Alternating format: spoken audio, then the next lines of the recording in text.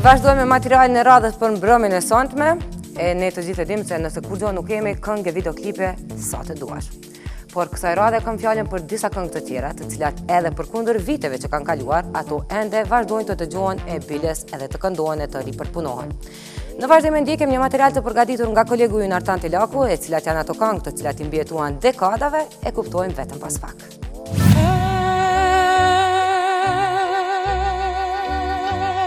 Vazhdoja nga dora së qmëra, kur pranvera ishte në Prishtinë. Këta muzicien kanë qenë të suksesshëm për vite me radhë dhe të tillë do të mbesin gjithmonë. Në këtë listë janë klasifikuar artistë që kanë prodhuar hite për më shumë se një dekadë.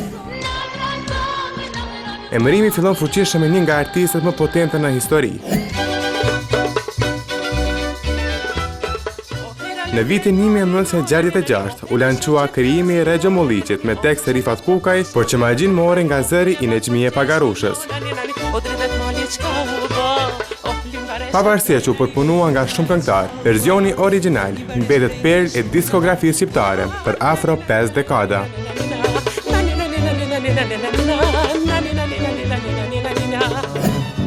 Shikur binte në Prishtinë.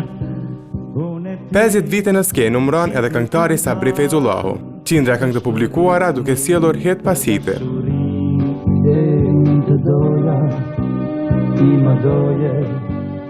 Kjo këngë pas disa dekadave nuk ka nevojë për zërin e Fejzullahut, pasi që publiku e këndon në kor. Sabriu vazhdon të jetë aktual dhe t'i konkurroj edhe këngëtarët më in të momentit.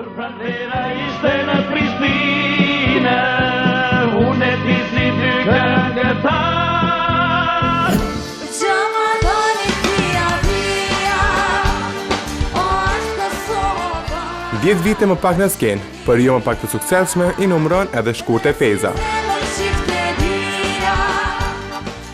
E cilësuar ndryshe si zëri i kombit shqiptar, vitin e kaluar ka regjistruar 40 vite në skenën e muzikës shqipe. Gjamadani Via Via e krijuar në vitin 1992, vazhdon të dëgjohet sikur të jetë prodhim i kësaj periudhe. Pavarësisht që kanë kaluar mbi 2 dekada që nga interpretimi i parë i këtij projekti, notat e kësaj këngë janë të ngulitura në trurin tonë. Madje është kthyer edhe në versione më moderne, duke mos i ikur krijimit origjinal.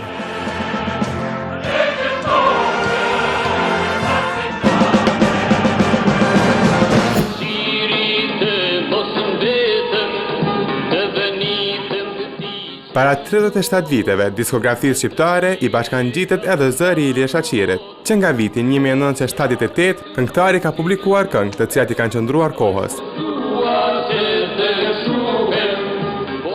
Ky projekt muzikor i publikua në vitin 1990, i dha epitetin artisti si Naim Frashëri i muzikës shqipe.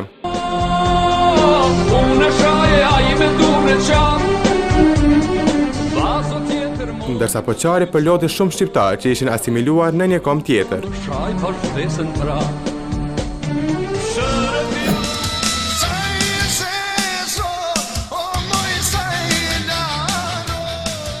Kolegëve të saj u bashkangjet në moshën 6 vjeçare. Emri Adelina Ismalit vazhdon të lakohet si këngëtare e madhe.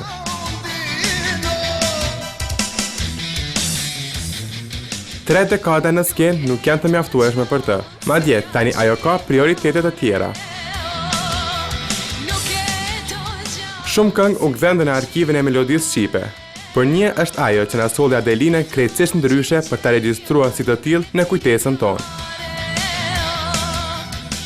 Kjo këngë në duet me grupin e rockut Elita 5 vazhdon të dëgjohet edhe pas 19 viteve.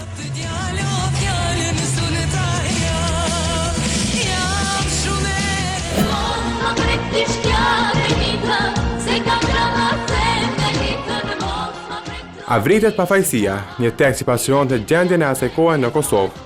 Me të dëgjuar notat e para të kënduara nga Leonora Jakupi në vitin 1998, sytë e shqiptarëve mbusheshin me lot.